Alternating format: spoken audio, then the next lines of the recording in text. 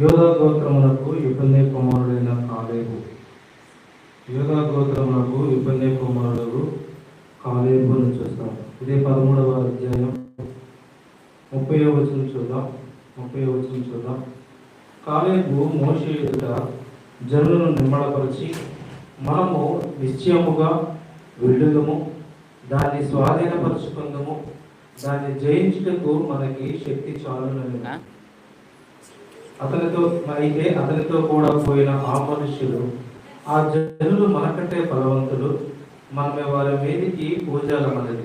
మరియు వారు తాము సంచరించి చూసిన దేశమును గురించి ఇశ్రాయేలీయుల చట్ట సమాచారం చెప్పి, మేము సంచరించి చూసిన దేశము తన నివాసులను భక్షించు దేశము, దానిలో మాకు కనబడిన జనులందరూ ఉన్నత దేవులు, అక్కడ నెఫీలీయులు సంబంధులైన అనాకు వంశపు నెఫీలీయులను చూచితిమి, మా దృష్టికి మేము విడదలవలే వారి దృష్టికి అట్లే ఉంటిమే అని చూస్తా ఉన్నాం. అంత మాత్రమే కాదు, దేవుని యొక్క గ్రంథంలో నుండి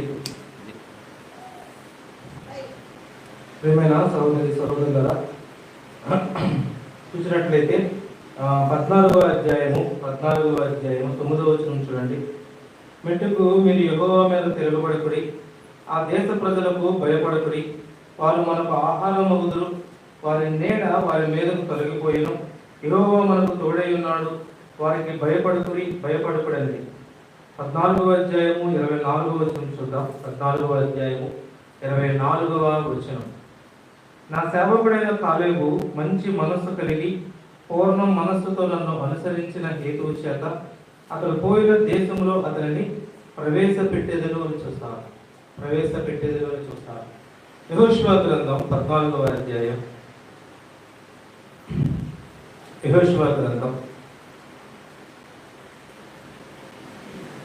14వ అధ్యాయం 13వ వచనం మనం చూసినట్లయితే 14వ అధ్యాయం 13వ వచనంలో, యెఫున్నె కుమారుడైన కాలేబు, ఇశ్రాయేలు దేవుడైన యెహోవా మనకు వందనములు స్తోత్రములు చెల్లించుకుంటా ఉన్నాం. ప్రభువా, యేసుక్రీస్తునందు మీరు మాకు అనుగ్రహించిన రక్షణ బట్టి మిమ్మల్ని స్తుతిస్తా ఉన్నాం.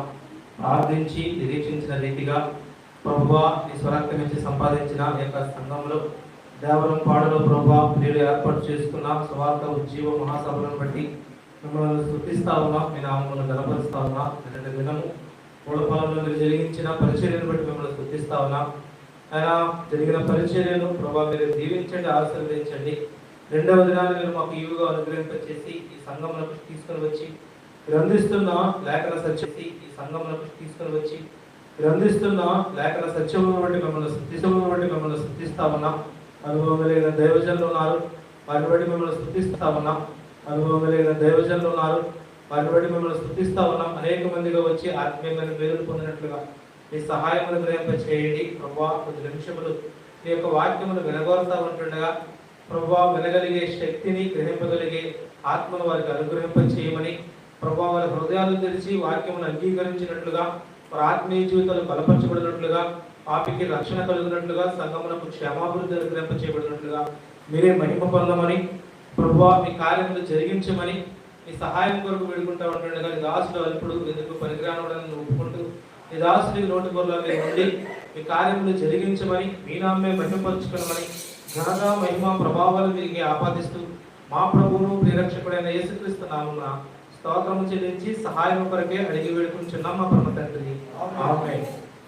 ప్రియమైన సహోదరులారా, దేవుని యొక్క వాక్యాన్ని మనం చదువుకున్నాం. సంఖ్యాకాండ గ్రంథం 13వ అధ్యాయము 6వ వచనము, అదేవిధంగా సంఖ్యాకాండ గ్రంథం 13వ అధ్యాయము 6వ వచనం కూడా మనం చదువుకున్నాం. 14వ వచనం 8వ వచనం నుండి, అదేవిధంగా 8, 9 వచనాలు, 14వ అధ్యాయం 24వ వచనం కూడా మనం చదువుకున్నాం. ఇందులో ప్రాముఖ్యంగా మనకు కనిపిస్తున్న వ్యక్తి పేరు కాలేబు.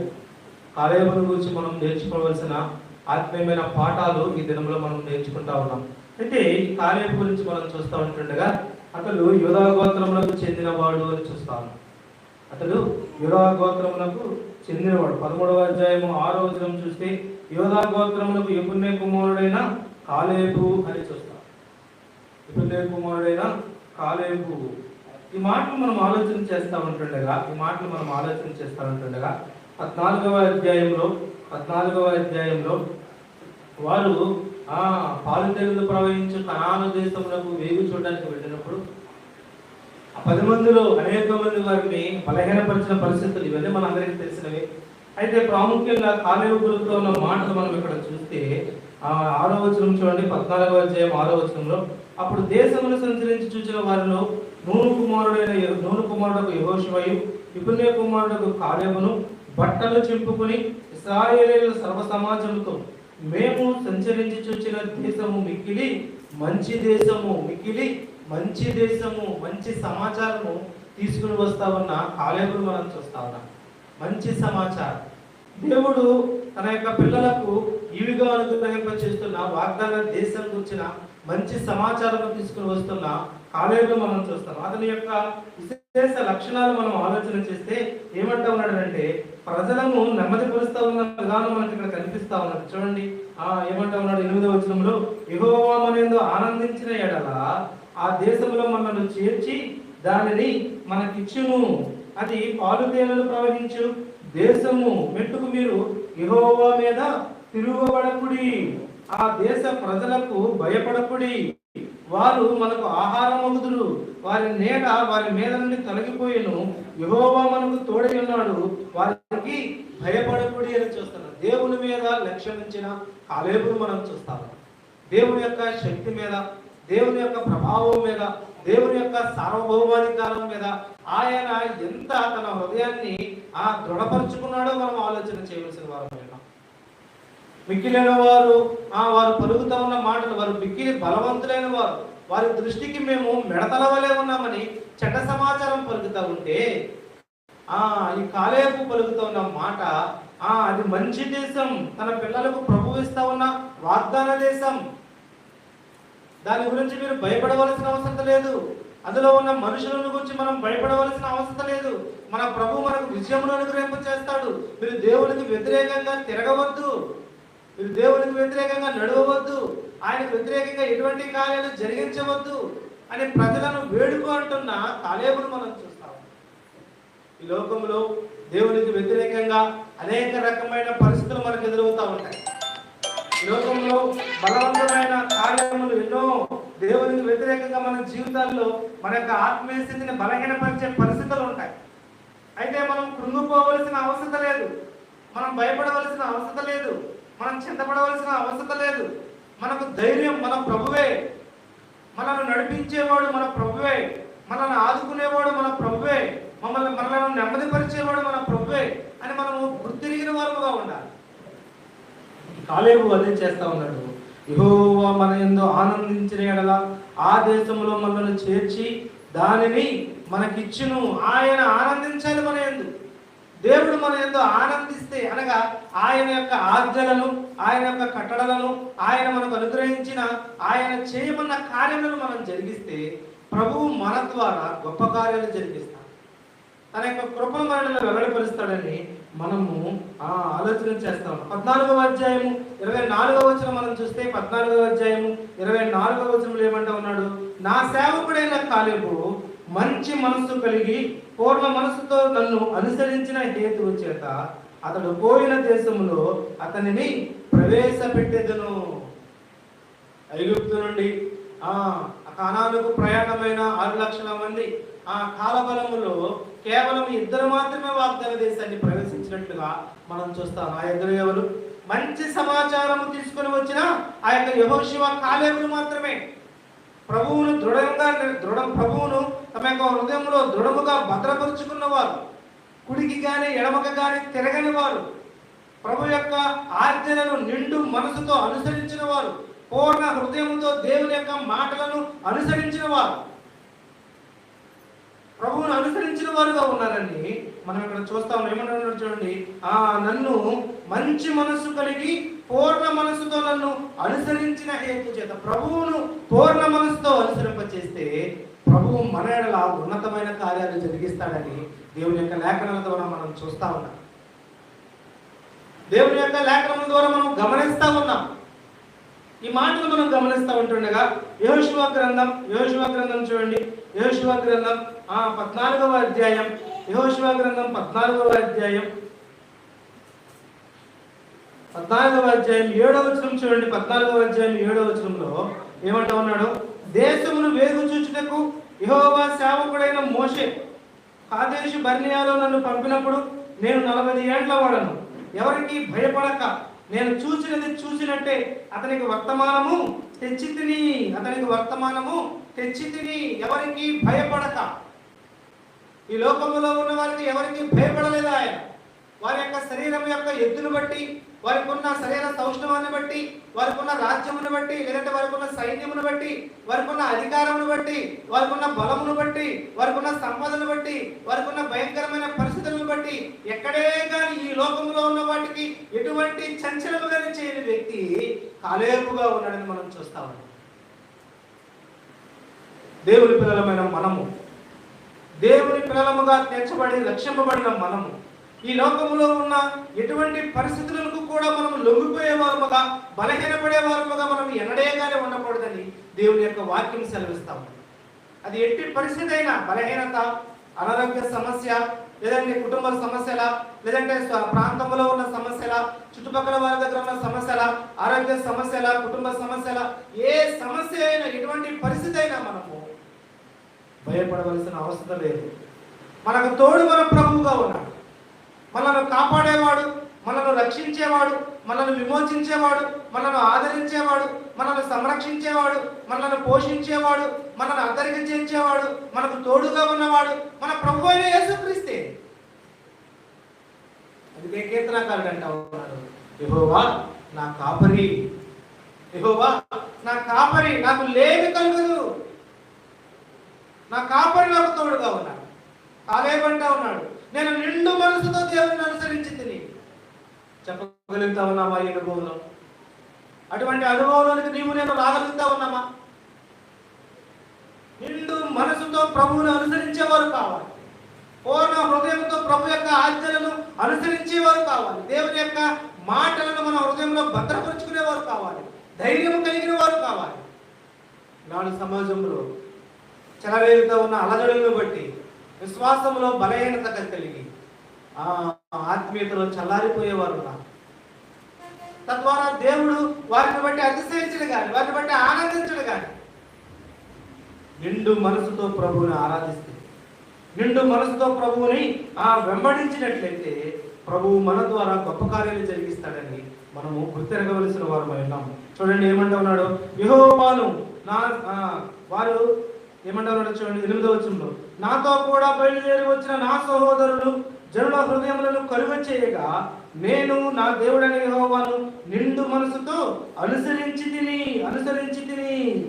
9వ వచనం చూడండి, ఆ దినమున మోషే ప్రమాణం చేసి నీవు నా దేవుడైన యెహోవాను నిండు మనసుతో అనుసరించుదువు గనుక నువ్వు అడుగుపెట్టిన భూమి నిశ్చయముగా నీకును నీ సంతానమునకును ఎల్లప్పుడూ స్వాస్థ్యముగా ఉండును. నీకు నిండు మనసుతో అనుసరిస్తే ప్రభు ఇచ్చే స్వాస్థ్యం మనకు మాత్రమే కాదు, మన సంతానానికి ఏమంటామో చూడండి, నీకును నీ సంతానమునకు ఎల్లప్పుడూ స్వాస్థ్యముగా ఉంటుంది.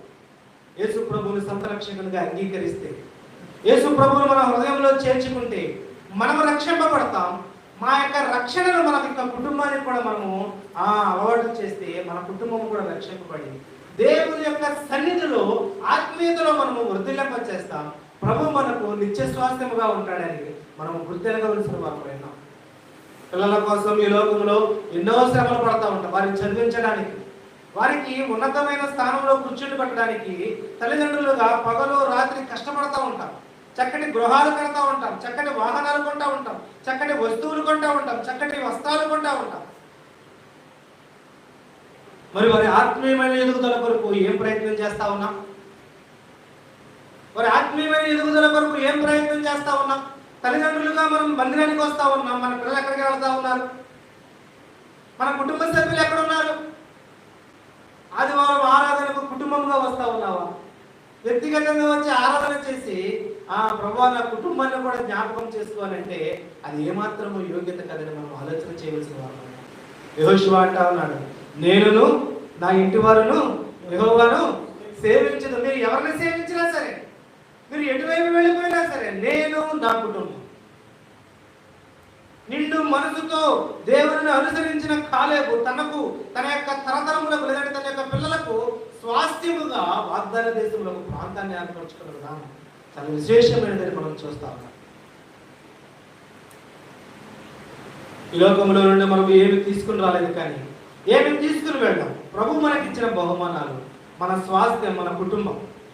ఆ కుటుంబాన్ని ప్రభు కొరకు పెంచి, ప్రభువులో నడిపించి, ప్రభు పరిచర్యకు తీసుకుని వచ్చి, ప్రభువులో ఆత్మీయతలో నడిపించి, వారికి ఉన్న కృపావరాలను ప్రభు కొరకు వాడుకుని, ప్రభువుని వెంబడించడంలో వెనుతీయక ఒక కాలేబు వలె, ఒక యెహోషువ వలె, ఒక మోషే వలె, భక్తులు ఒక దానియేలు వలె, ఒక యోసేపు వలె మనం వారిని పెంచి, వారిని దేవుని కొరకు, ఆ దేవుని పరిచర్య కొరకు అప్పగించే వారుగా మనం ఉండాలి. ఈ లోకంలో జీవనోపాధి చేసుకోవాలి.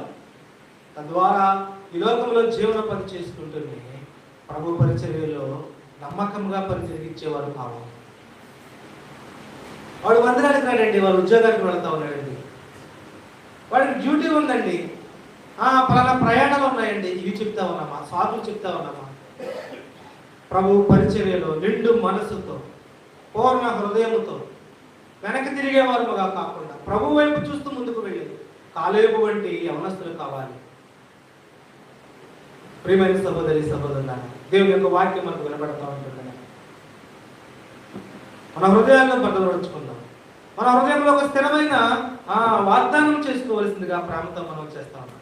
కాలేబు అనుసరించిన విధానమును బట్టి, కాలేబు చేసిన యొక్క గొప్ప కార్యములను బట్టి, ప్రజలను దేవుని వైపు నడిపించడానికి కాలేబు చేసిన ప్రయత్నాలను బట్టి ప్రభు అతనికి స్వాస్థ్యముగా ఏమి చేయడం చూసినట్లయితే 13వ వచనం చూడండి. 14వ అధ్యాయం 13వ వచనంలో ఈ విషయం యెఫున్నె కుమారుడైన కాలేబు ఇశ్రాయేలు దేవుడైన యెహోవాను నిండు మనసుతో అనుసరించువాడు కనుక యెహోషువ అతనిని దీవించి అతనికి హెబ్రోనును స్వాస్థ్యముగా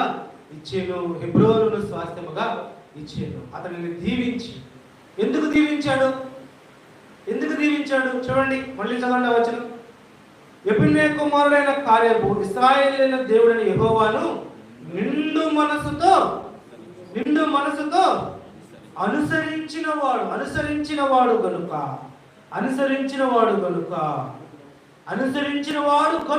అతనికి హెబ్రోను స్వాస్థ్యముగా వచ్చింది. దేవుడిని నిండు మనసుతో అనుసరిస్తే మనకు దేవుడు ఇచ్చే ఉన్నతమైన స్వాస్థ్యాలు మన కంటికి ఆశ్చర్యం, మన యొక్క కుటుంబాలకు ఆశీర్వాదకరం. ప్రభు ఉన్నతమైన స్థితిలో ఉంచుతారు. మానవ ప్రయత్నంగా ఎన్ని ప్రయత్నాలు చేసినా ఆశీర్వాదాల కొరకు అవి ఎంత మాత్రమూ ఉపయోగకరం. గాలిలో కట్టిన మేడల వంటివి అవుతాయి మానవుని యొక్క ఆలోచనలు. అనుకుంటాం, ఇది అయిపోయిన తర్వాత వచ్చేసేద్దాం, ఇది అయిపోయిన తర్వాత పలానా దగ్గరికి వెళ్ళి పలానా రకంగా చేసేద్దాం, అది వచ్చేస్తుంది, ఆ తర్వాత మనకి ఎంత వచ్చేస్తుంది, మనం ఇది కలిగిపోతాం అని అనుకుంటాం. మానవుని యొక్క ఆలోచనలు అలాగే ఉంటాయి, గాలిలో మేడలు కట్టినట్లుగా. అయిపోయింది, పనంతా అయిపోయింది అనుకుంటాం.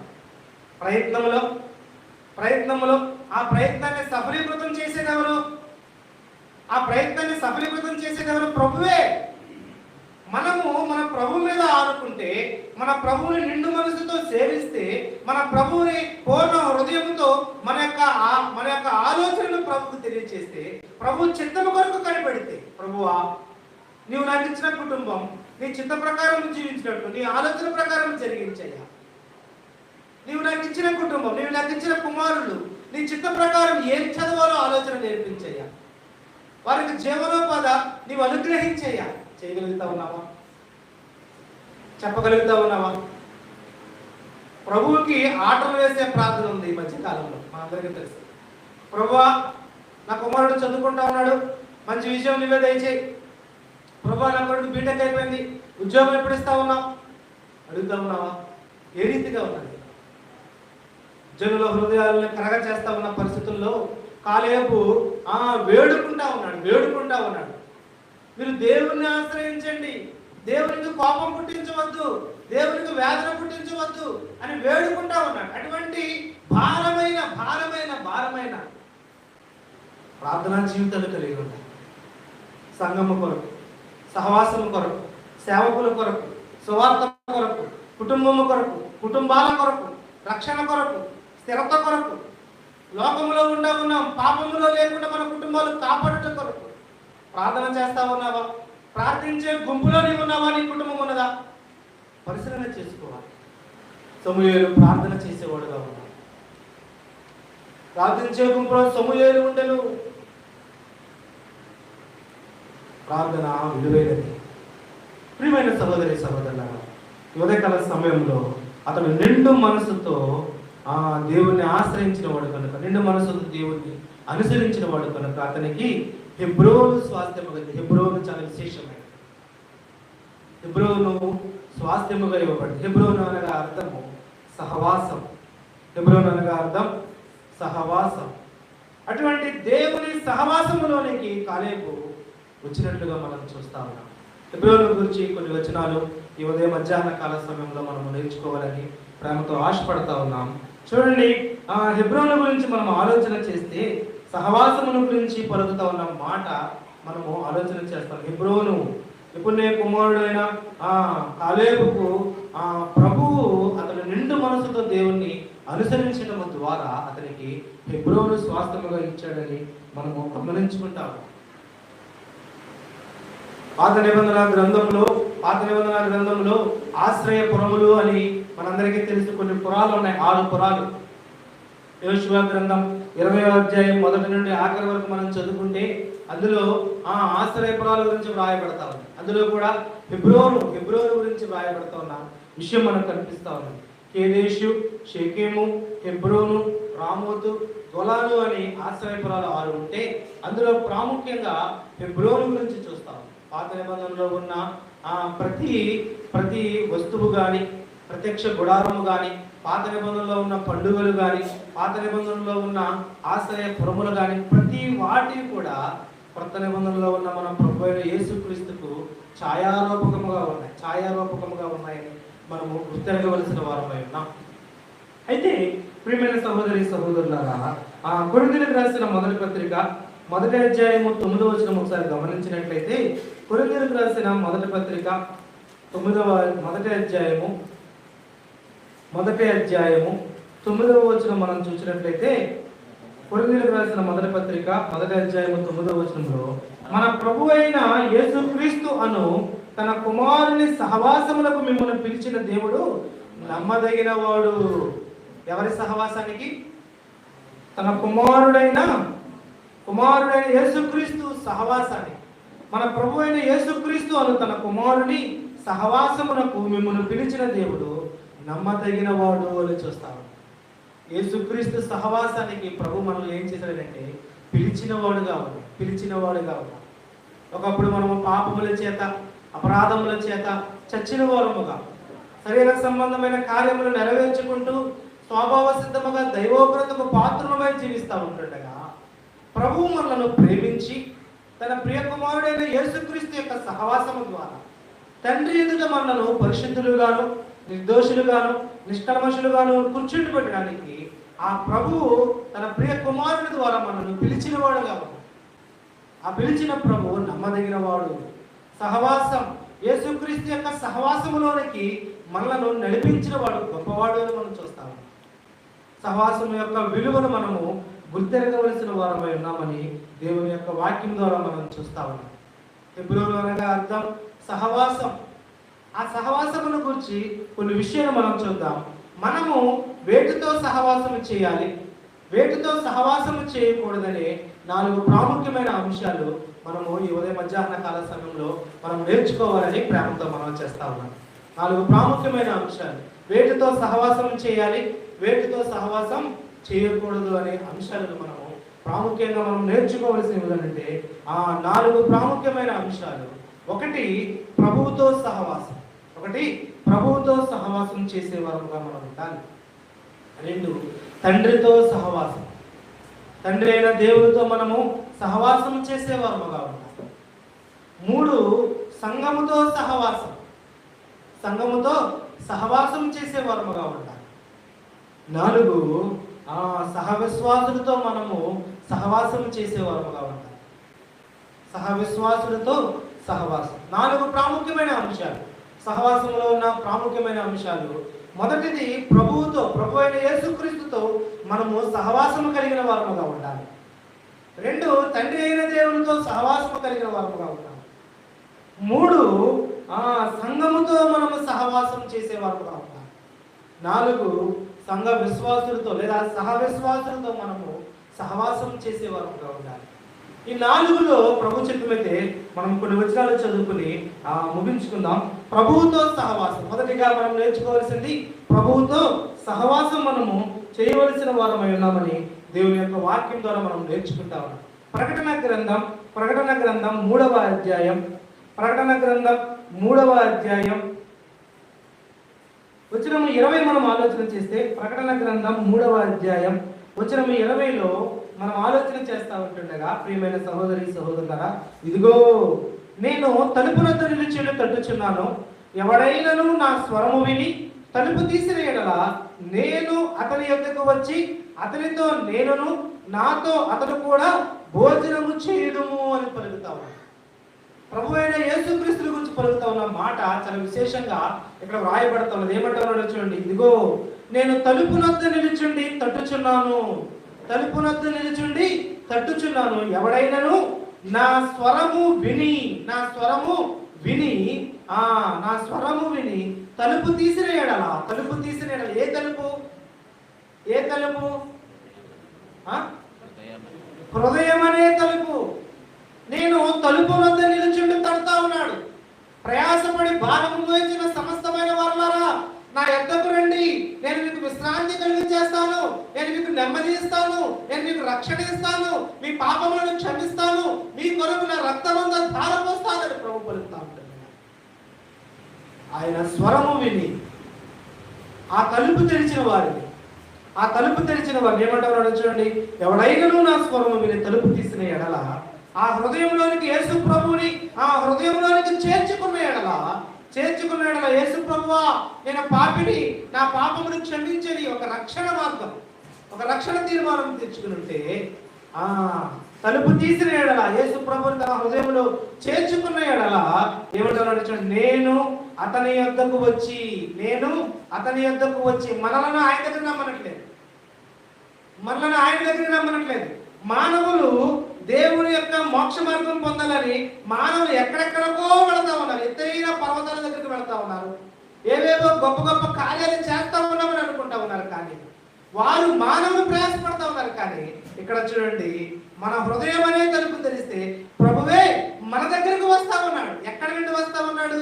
ఆకాశము నుండి, నిత్య పరలోకములో నుండి ఆ ప్రభువు నీ కొరకు నా కొరకు మనుష్య పోలికగా పుట్టాడు, దాసుల రూపము ధరించాడు, రిక్తులుగా చేయబడ్డాడు, మన కొరకు కలువరి శిలువలో మరణించాడు, తన రక్తమంతా కాల్చాడు, సజీవుడిగా తిరిగి లేచాడు, మన పాపములను క్షమించడానికి సిద్ధపాటు కలిగిన వాడు.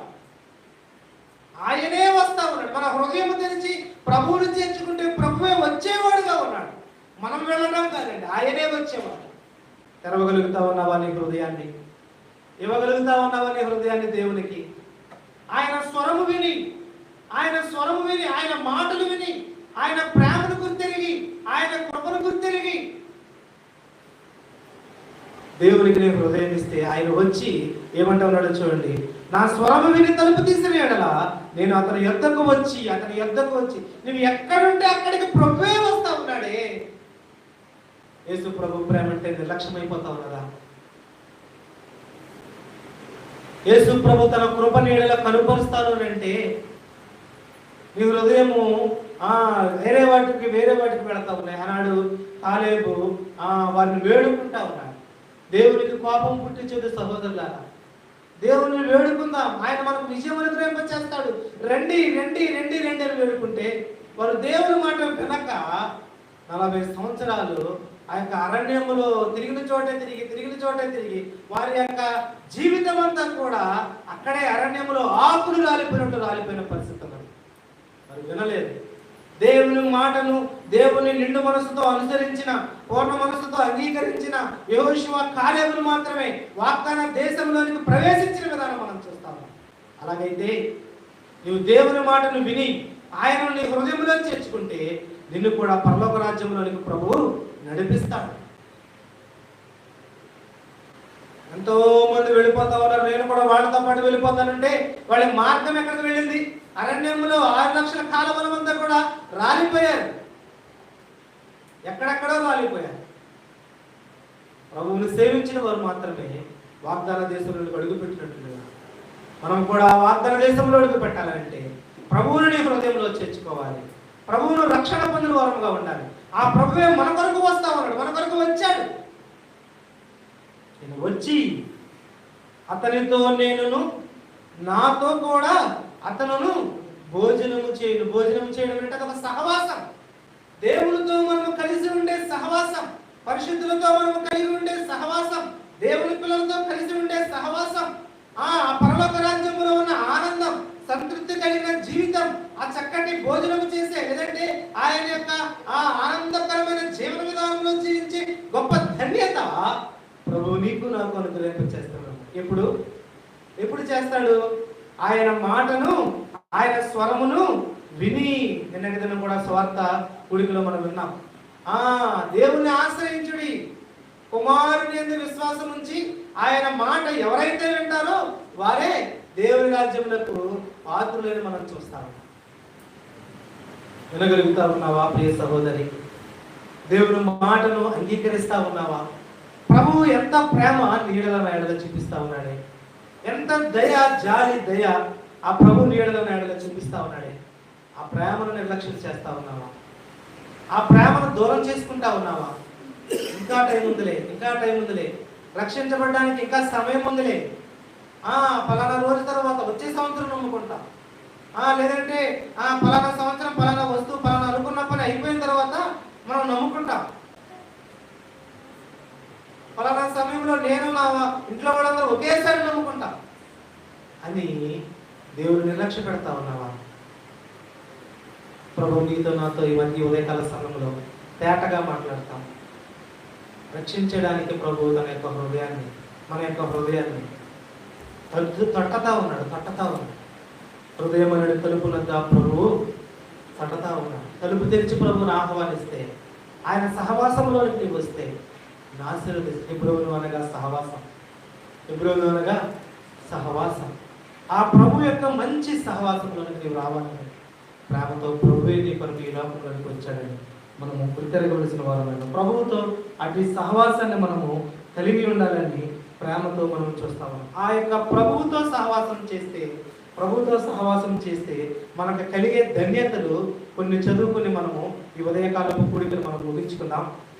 ప్రభువుతో సహవాసం చేస్తే కలిగే ధన్యతలు మనం ఒకసారి గమనించుకుని ఒక 5-10 నిమిషాల్లో మనం ముగించుకుందాం. రోమిలకు రాసిన పత్రిక 8వ అధ్యాయము 16వ వచనం.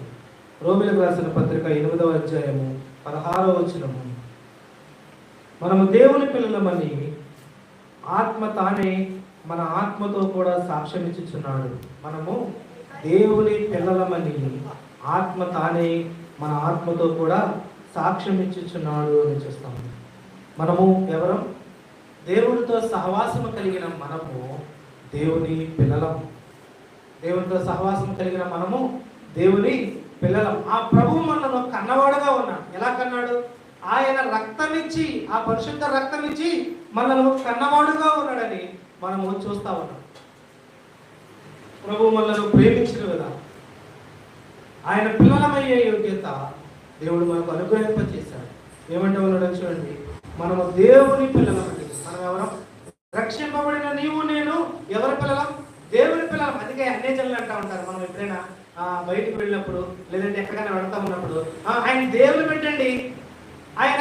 పెట్టండి, వారు దేవుని నమ్ముకున్నారండి, పలుకుతా ఉన్నారు ఇటువంటి సాక్ష్యాన్ని. వారు దేవుని పిల్లలు, ఇటువంటి కార్యాలు చేయరు. వారు దేవుని పిల్లలు, ఇటువంటి చోట్లకి వెళ్ళరు. వారు దేవుని పిల్లలు, వారు ఇటువంటి మాటలు మాట్లాడరు. వారు దేవుని పిల్లలు, ఇటువంటి ఆలోచనలు వారు చేయరు. వారు దేవుని పిల్లలు, వారు ప్రత్యేకంగా ఉంటారు. దేవుని యథార్థంగా రెండు మనసుతో పూర్ణ హృదయంతో అనుసరిస్తే ఇటువంటి సాక్ష్యాన్ని ఈ లోకంలో మనం పొందుకుంటాం.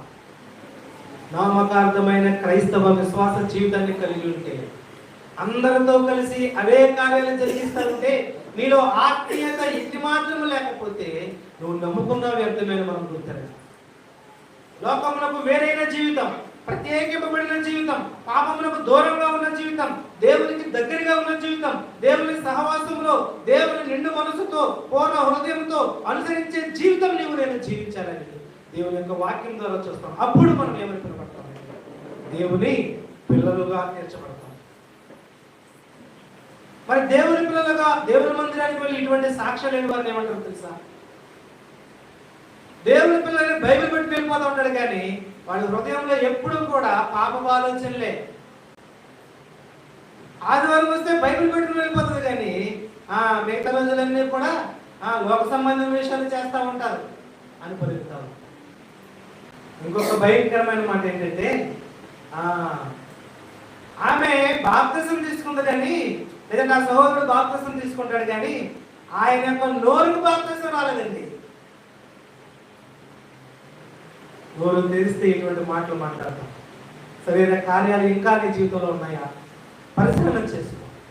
దేవుని పిల్లలుగా దేవుని పోలి జీవించిన కాలం జీవించాలని దేవుని యొక్క వాక్యం ద్వారా మనం చూస్తాం. అపోస్తలుడైన పౌలు అంటా ఉన్నాడు, నేను దేవుని నడుచుకున్నట్టుగా మీరు నన్ను పోలి నడుచుకునుడి.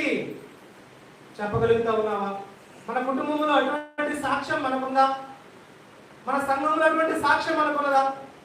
ప్రియమైన సహోదరి సహోదరులారా, సహవాసంలో ఉన్న మనం, దేవుని యొక్క సహవాసంలో మనం పెంపాలు చేస్తున్న మనం, దేవుని సేవకులు ఎంతో భారంగా పరిచర్య జరిగిస్తూ ఉంటుండగా మనం బట్టి సహవాసాన్ని నిర్లక్ష్యం చేస్తే ఎంత భయంకరమైన పరిస్థితిలో మనం గుర్తిరగలుగుతున్నాం. దేవుని యొక్క స్వాస్థ్యాన్ని పొందుకోవాలంటే మనం నిండు మనసుతో ప్రభువుని ఆరాధన చేయాలి. నిండు మనసుతో ప్రభువుని నమ్ముకునే వారముగా ఉండాలని మనం చూస్తాము. మనం చూడండి 8వ అధ్యాయం 16వ వచనంలో, మనమైతే మనము దేవుని పిల్లలం, ఆయనతో సహవాసం కలిగి ఉంటే మనకు వచ్చే ధన్యత మొట్టమొదటిగా దేవుని పిల్లలము అని చూస్తా ఉన్నాం. దాని క్రిందే వ్రాయబడతా ఉంది, దేవుని వారసులం. ఇదే అధ్యాయం 14వ వచనంలో దేవుని కుమారులం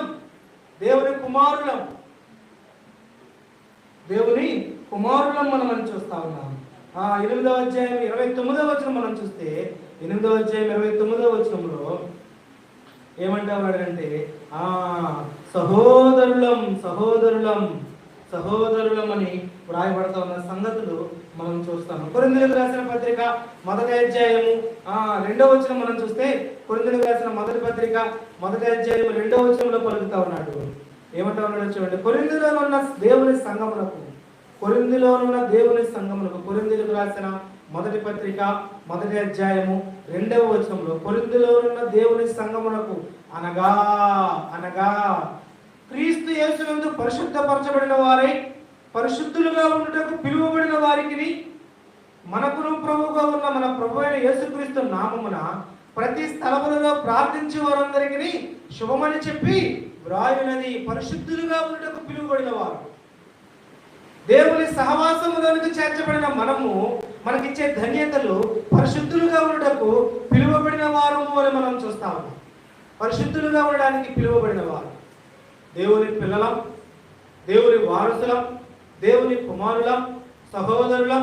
అంత మాత్రమే కాదు, పరిశుద్ధులుగా ఉండుటకు పిలువబడిన వారము అని చూస్తాం. ఇదే అధ్యాయము, ఇదే కొరింథీయులకు రాసిన మొదటి పత్రిక 3వ అధ్యాయము 9వ వచనం చూడండి. 9వ వచనంలో దేవుని జత పరివారం అని పలుకుతాము. దేవుని జత పనివారము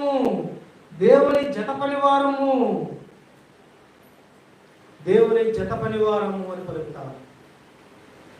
ప్రియమైన సహోదరి సహోదరుల, దేవుడు మనకు ఇస్తా ఉన్న ఆధిక్యతలు గమనిస్తా ఉంటే, దేవుడు మనకు ఇస్తా ఉన్న అత్యధికమైన తన యొక్క కృపామహిమ కలిగిన ఆ ఉన్నతమైన స్వాస్థ్యాలు మనకు ఇస్తా ఉంటే మనం ఏం చేస్తా ఉన్నాం?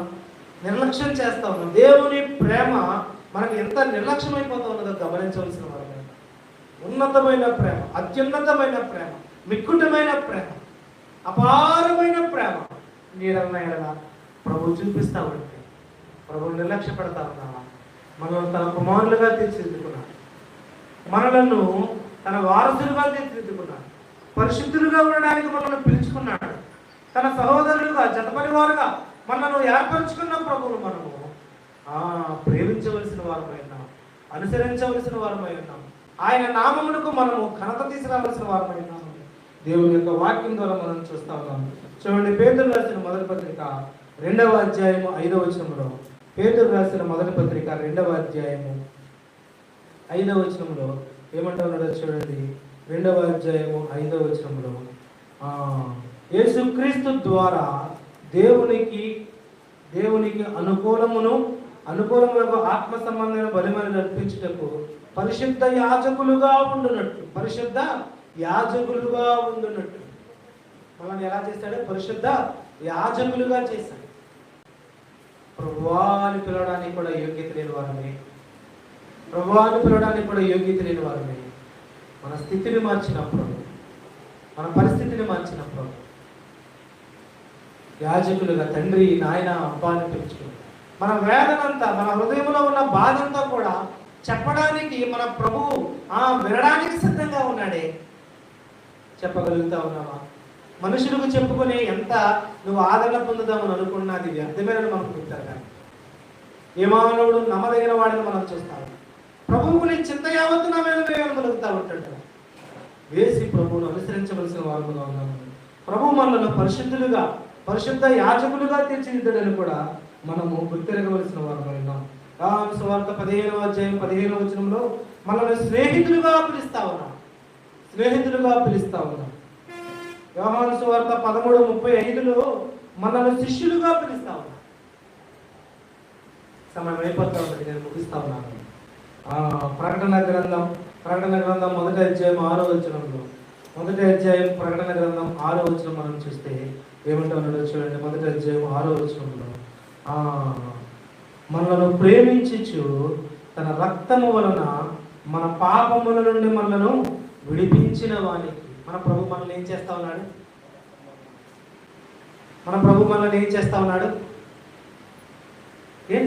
చూడండి, అక్కడ రాయబడతా ఉన్నది కదా. మన ప్రభు మనలను ప్రేమిస్తా ఉన్నాడు. మనల్ని ప్రేమించి మన పాపముల నుండి మనల్ని వేరు చేయడానికి ఏమంటా ఉన్నాడో చూడండి. తన రక్తము వలన మన పాపముల నుండి మనలను విడిపించిన వానికి. విడిపించిన అని పుట్టినట్టేసి ఏమైనా రాయబడతా ఉన్నది? నాలుకని పుట్టినట్టేసి ఏమైనా రాయబడతా ఉన్నది? కడిగిన వానికి. ప్రకటన గ్రంథం 1వ అధ్యాయం 6వ వచనం. ప్రకటన గ్రంథం 1వ అధ్యాయము 6వ వచనం. మనలను ప్రేమించిన ప్రభు మనలను తన రక్తము ద్వారా మన పాపముల నుండి మనల్ని విడిపించిన వానికి, అనగా కడిగిన వారికి, మన పాపముల నుండి మనల్ని కడిగి, మన పాపముల నుండి మనల్ని తుడిచివేసి, తన రక్తం ద్వారా తుడిచివేసి ఆ పాపమెన్నడూ లేని వరకుగా మనం చదువుకున్నాం కదా. దేవుని సహవాసంలోనికి మనల్ని నడిపించి, మనల్ని పిల్లలుగా, మనల్ని వారసులుగా, మనల్ని శిష్యులుగా, మనల్ని కుమారులుగా, మనల్ని సహోదరులుగా, మనల్ని స్నేహితులుగా, మనల్ని యాజకులుగా, మనల్ని ఇంకా ఏం చేస్తా ఉన్నాడు? జతపల్లి వారముగా మనల్ని ఏం చేస్తున్నాడు మనం చూడండి. ఇంతగా మనల్ని ప్రేమించిన ప్రభు ఇవన్నీ జరిగించడానికి ఆ ప్రభు తన రక్తము ద్వారా మనల్ని కడిగి పవిత్రపరిచి ఆయన సహవాసములోనికి మనల్ని ఏం చేశాడు? రప్పించుకున్నాడు. ఆయన సహవాసములోనికి మనల్ని రప్పించుకున్నాడని దేవుని యొక్క వాక్యం ద్వారా మనం చూస్తా ఉన్నాం. కాబట్టి ప్రియమైన సహోదరులారా, ఈ మాటలు మనం ఆలోచన చేస్తూ ఉంటుండగా ఆయన సహవాసంలోనికి మీరు రావాలని ప్రేమతో మనం చేస్తా ఉన్నాం. అట్టి కృపా ప్రభు మనకు దయచేసి నడిపించును గాక. చిన్న అవకాశం వచ్చిన ప్రియులకు వందనాలు తెలియజేసుకుంటా ఉన్నాను.